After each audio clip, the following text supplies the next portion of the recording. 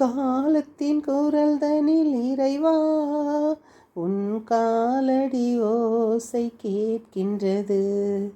ஆதியும் அந்தமும் ஆகினாய், ஆதியும் அந்தமும் ஆகினாய். மழலையின் சிரிப்பில் உன்னெழில் வதனம் மலர்ந்திடும் மண்ணிலே. இசை ஒன்று இசைக்கின்றேன் இறைவா, எளிய என் குரல் தனிலே. என் இதய துடிப்புக்களோ என் இசையின் குரலுக்கு தாளங்கள். என் இதய துடிப்புக்களோ என் இசையின் குரலுக்கு தாளங்களே. இசை ஒன்று இசைக்கின்றேன் இறைவா, எளிய குரல் தனிலே. என் இனிய அன்பு உறவுகளே, தூயாவின் துணையோடும் அன்னை மரியின் பரிந்துரையோடும் நாம் தொடரும் சங்கீத தொடர்ச்சி 27:10-12. தந்தையும் தாயும் என்னை கைவிட்டாலும் ஆண்டவர் என்னை ஏற்றுக்கொள்வார். ஆண்டவரே, வழியை எனக்கு கற்பித்தரலும். என் எதிரிகளை முன்னிட்டு என்னை செம்மையான பாதையில் நடத்தும். என் பகைவரின் விருப்பத்திற்கு என்னை கையளித்து விடாதிரும். ஏனெனில் பொய் சாட்சிகளும் வன்முறை மூச்சாக கொண்டவர்களும் எனக்கு எதிராக கிளம்பியுள்ளனர். நீதிமொழிகள் 23:22-24. நல்லவரது சொத்து அவருடைய மரபினரை சேரும். பாவி சேர்த்த செல்வமோ கடவுளுக்கு அஞ்சி நடப்போரை வந்தடையும். தரிசு நிலம் ஏழைக்கு ஓரளவு உணவு தரும், ஆனால் நியாயம் கிடைக்காத இடத்தில் அதுவும் பறிபோகும். பிரம்பை கையாளாதவர் தன் மகனை நேசிக்காதவர். மகனை நேசிப்பவரோ அவனை தண்டிக்க தயங்க மாட்டார். கடவுளுக்கு அஞ்சி நடப்போருக்கு வயிறார உணவு கிடைக்கும், பொல்லாரின் வயிறோ பசியால் வாடும். இன்றைய வாசகம் 2 அரசர்கள் 2:1-6-14.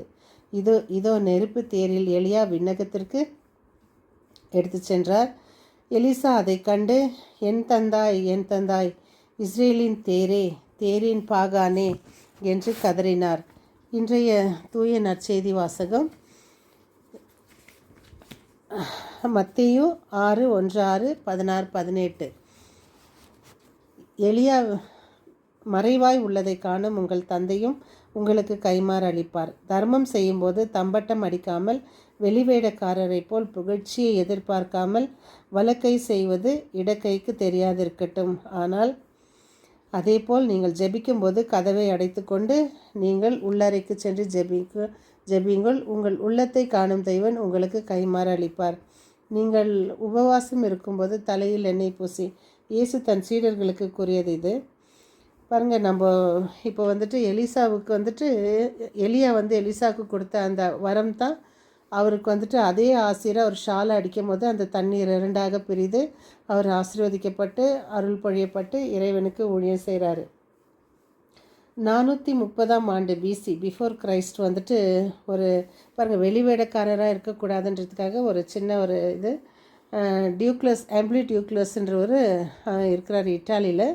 அவர் ஒரு சாக்ரட்டிஸை விட பெரிய மேதை, தத்துவ மேதை, பாய்ட்டுன்னு சொல்லலாம், சைக்காலஜிஸ்ட்டுன்னு சொல்லலாம், டாக்டர்னு அவர் நிறைய அவருக்கு அடுக்கிக்கொண்டே போகலாம் அவருடைய பதவிகளும் படிப்புகளும்.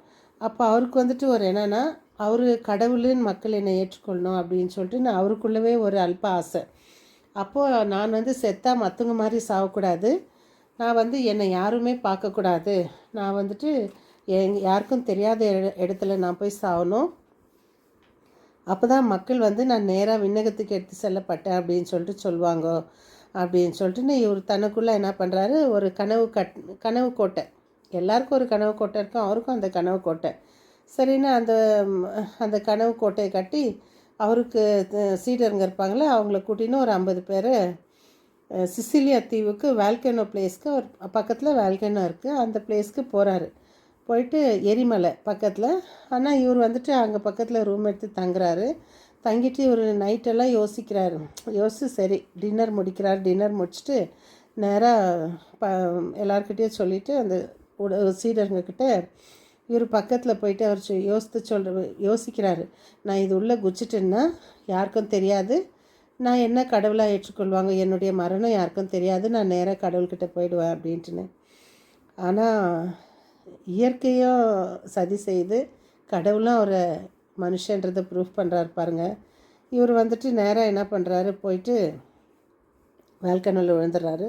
சீடருங்க தேடுறாங்க, ஜனம் தேடுறாங்க. வேல்கனை பொங்கி எரிமலை பொங்கி வச்சு வழியுதாங்க. வழியும்போது இரும்பு தாதுகளை வச்சுக்காதுல்ல.